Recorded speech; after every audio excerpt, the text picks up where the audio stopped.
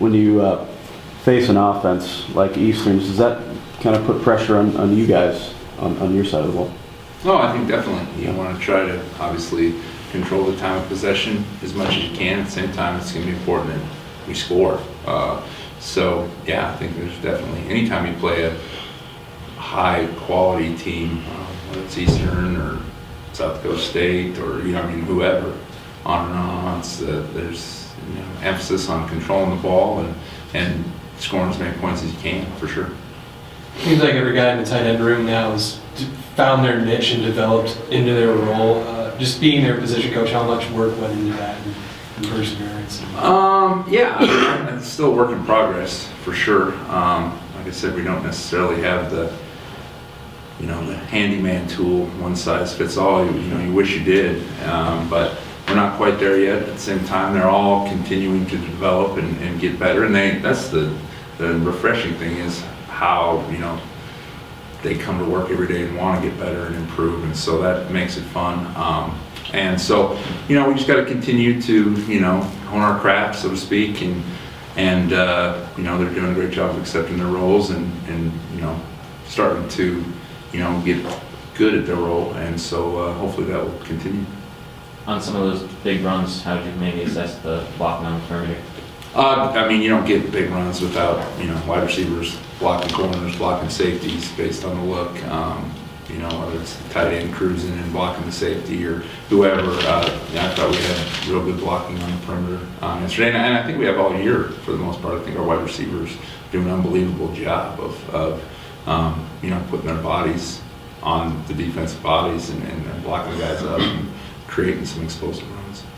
What have you thought of Mitch Herbert's ability to adjust in that aspect and kind of contribute in the blocking game like he has? You know, Mitch he was a good blocker last year. He's such a big body, and he's so smart. I mean, he's just a smart guy and understands, you know, what we're trying to accomplish and how we're trying to accomplish it. And so, you know, when you take a big, long guy that's got some contact courage and isn't afraid to put his face in the fan, so to speak, and he's smart, I mean, you're going to end up with a pretty good blocking wide receiver. So, yeah, he's been unbelievable.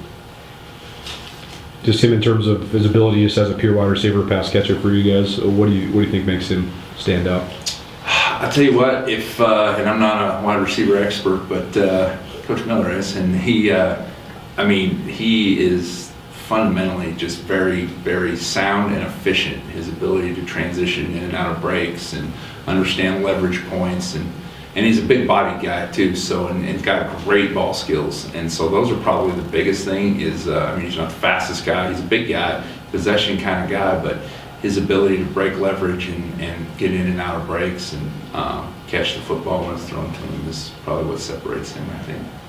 We've talked a lot about Troy Anderson so far this year. You know, just an interesting case, I guess.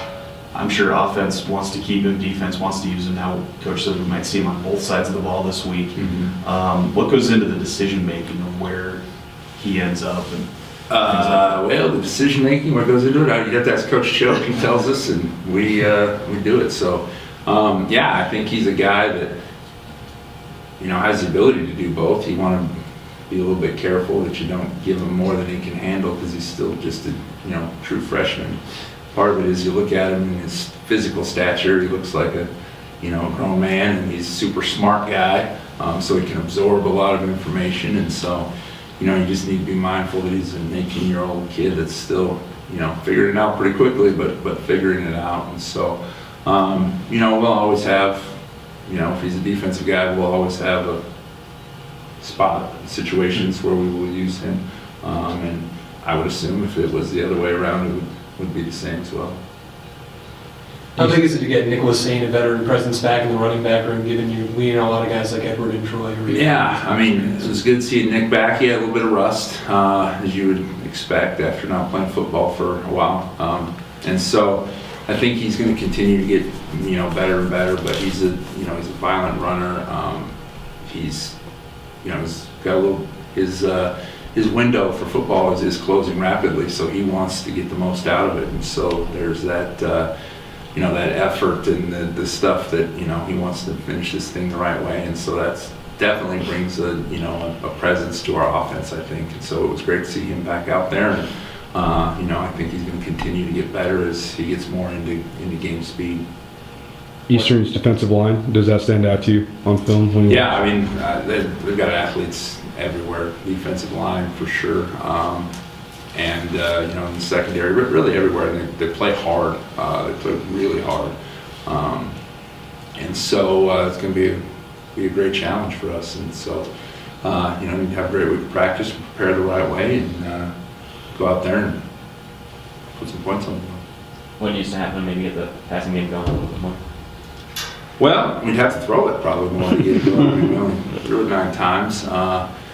And I think it's not that we can't throw the ball. It was just a situation a little bit with the wind, a little bit like, they aren't stopping the run. Why would we, want to do something that could put ourselves in harm's way? We've been good about taking care of the football in the run game. And so it's just a situation where, we didn't have as many attempts. You watch the film, I definitely think there was opportunities there that we could have thrown the ball and maybe even should have thrown the ball. We just, I didn't feel like we really needed to at the points where we, could have done it, if that makes sense. We were controlling the game with the running game. And so, I think this week we're going to have to definitely be more balanced. We're going to have some balance to our offense, and we can't just have 9 attempts and think that we're going to be successful on Saturday with the way they're playing defensively. So, I think we just got to continue doing what we're doing and continue to improve and shore up a few things, and I think we'll be all right. Yeah, probably not. I don't know. I guess I didn't know it was 25 in a row until you just said that. I didn't watch the graded film yesterday and didn't really think about it, I guess. Probably not.